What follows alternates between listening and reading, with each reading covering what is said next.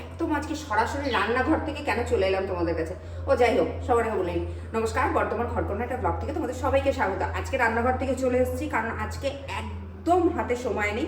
আজকে তোমাদের যে রেসিপিটা দেখাবো সেটা অষ্টমী স্পেশাল। প্রথমে দেখাবো আমি লুচির রেসিপি, তারপর দেখাবো মালাই আলুর দম। তো প্রথমে আমি লুচিটা বানাবো, তো চলে আসো। লুচিটা কিভাবে বানাচ্ছি দেখো। আর লুচিটার নাম হলো দই মেথি লুচি। তো চলো কি কি উপকরণ লাগছে দেখিয়ে দিই, চলে আসো। ময়দা, নুন, চিনি, আর অতি অবশ্যই টক দই, আর মেথি পাতা, আর জল ময়দাটা মাখার জন্য। কোনো সাদা তেল বা বাটার বা ঘি কিচ্ছু লাগবে না। তো চলো রান্নাটা শুরু করা যাক। প্রথমেই দিচ্ছি আমি ময়দার মধ্যে চিনি, তারপর দিচ্ছি আন্দাজ মতো নুন, তার সাথে অতি অবশ্যই দেব জল ঝরানো টক দই। এটা কিন্তু জল ঝরানোই দিতে হবে, জল শুদ্ধ দিলে কিন্তু চলবে না। তার সাথে দেব মেথি পাতা। লুচিটার নাম হলো কিন্তু দই মেথি লুচি। এবার আমি ময়দাটা ভালো করে মেখে নেব। ময়দাটা একদম মাখা হয়ে গেছে, এটা এবার আমি একটুখানি রেস্টে রাখতে দেবো। ততক্ষণে আলুর দমের প্রিপারেশনটা রেডি করব। তো যাই হোক, আলুর দমের করবো বলে সব কিছু গোছানোর ব্যাপার ছিল। তো আজকে রেসিপিটার নাম হলো মালাই আলুর দম। তো কি কি লাগছে চলো পরিচয় করে দিই, চলে আসো। এখানে আমি আলু সেদ্ধ করে নিয়েছি। আমি এরকম ছোট আলু নিয়েছি, তোমরা চাইলে বড় আলু 4 টুকরো করে নিতে পারো বা 2 টুকরোও নিতে পারো, কোনো অসুবিধা নেই।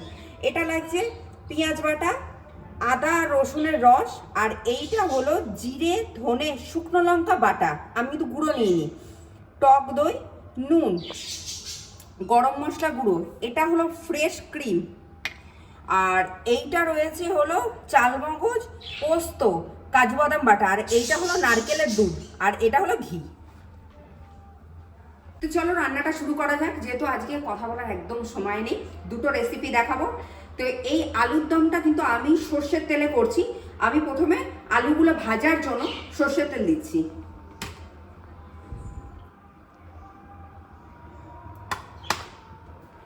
সর্ষের তেলটা এখানে ভালোভাবে গরম হয়ে গেছে। এই সময় আমি এবার এই সেদ্ধ করা আলুগুলো ভেজে নেব।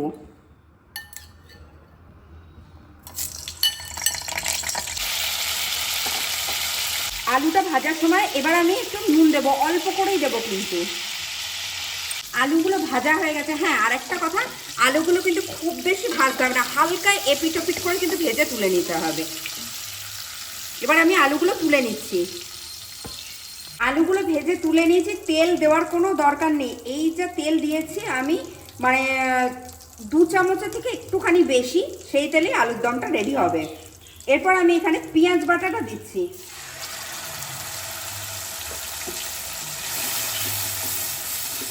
পেঁয়াজটা ভাজা হতে হতে আমি আদা রসুনের রসটা দিয়ে দেবো একসাথেই।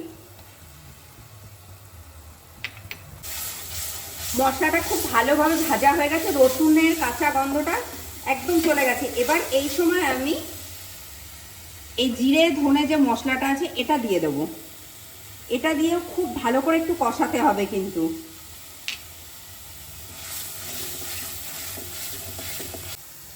মশলাটা খুব ভালোভাবে কষে গেছে, আশা করি দেখে বুঝতে পারছো তেল বেরিয়ে এসছে। এই সময় আমি চালমগজ পোস্ত বাটাটা দিয়ে দিচ্ছি এখানে।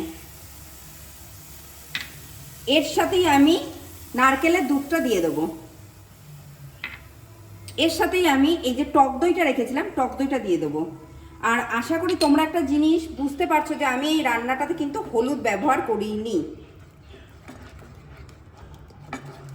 এবার আমি নুনটা দিয়ে দিচ্ছি এর মধ্যে। হ্যাঁ, আর একটা কথা, আমি এর ভেতরে কিন্তু কোনো চিনি দিইনি, তার কারণ হলো যেহেতু নারকেলের দুধ রয়েছে, তারপর কাজু বাদাম এইসব রয়েছে পেস্ট করা, আর এই যে মালাই যেহেতু বলেছে আলুর দম, এই জন্য এবার আমি ফ্রেশ ক্রিমটা এর মধ্যে দিয়ে দিচ্ছি বেশ অনেকটা। আচ্ছা হ্যাঁ, তোমরা চাইলে, আমি এখানে ফ্রেশ ক্রিম ব্যবহার করেছি, তোমরা চাইলে এখানে না একটুখানি খোয়াও দিতে পারো, খারাপ লাগবে না। এই সময় আমি আলুটা, এই যে ভাজা আলুটা মিশিয়ে দেবো। দেখো গ্রেভিটা কিরকম হবে, এরকম ক্রিমি টাইপের হবে কিন্তু।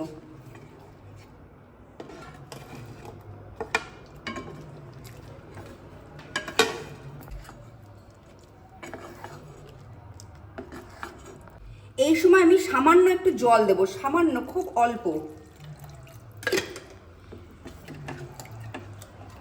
আলুর দমটা একদম রেডি হয়ে গেছে, এবার আমি গ্যাসটা বন্ধ করে দিচ্ছি। এই সময় আমি গরম মশলা গুঁড়োটা দিয়ে দিলাম, আর অতি অবশ্যই কিন্তু ঘি দিতে হবে। ও হ্যাঁ, আরেকটা কথা বলার আছে তোমাদের, আমি এখানে পেঁয়াজ রসুন বাটাটা দিয়েছি, তোমরা চাইলে এখানে পেঁয়াজ রসুন বাটাটা না দিয়ে বাদ বাকি যা মশলা দিয়েছি সেটা দিয়েও তোমরা করতে পারো। এটা কিন্তু তাহলে নিরামিষ আলুর দমও হবে। আলুর দম রেডি, এবার লুচিটা ভাজা শুরু করব। আলুর দম তো রেডি হয়ে গেছে, লুচিটা ভাজা এবার শুরু করব। তাই প্রথমে সাদা তেল দিয়ে নিচ্ছি, আবার সেই তোমাদের নোংরা কড়াই বা যাই হোক সব বলো, যাই হোক আপাতত আর সেরকম কিছু তোমরা বলছো না, তো লোহার কড়াইতে তেল দিয়ে দিলাম। ময়দাটা মেখে রেখে দিলে দেখো কতটা নরম হয়ে যায়। আমি বললাম না কোনো তেল বা কিচ্ছু দেওয়ার দরকার পড়বে না। এবার আমি আস্তে আস্তে এই ময়দাটা থেকে ছোট ছোট করে লেচি কেটে নেব। লেচিগুলো কেটে নিয়েছি আমি, এবার আমি লুচিগুলো বেলে নেব, আর এদিকে তেলটা গরম হচ্ছে হোক।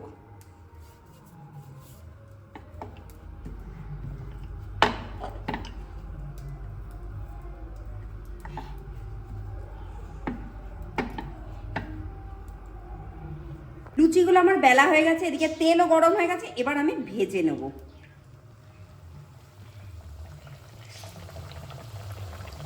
একদম তৈরি হয়ে গেছে দই মেথি লুচি, তার সাথে মালাই আলুর দম। তো চলো খেতে খেতে বাদ বাকি কথাগুলো সারা।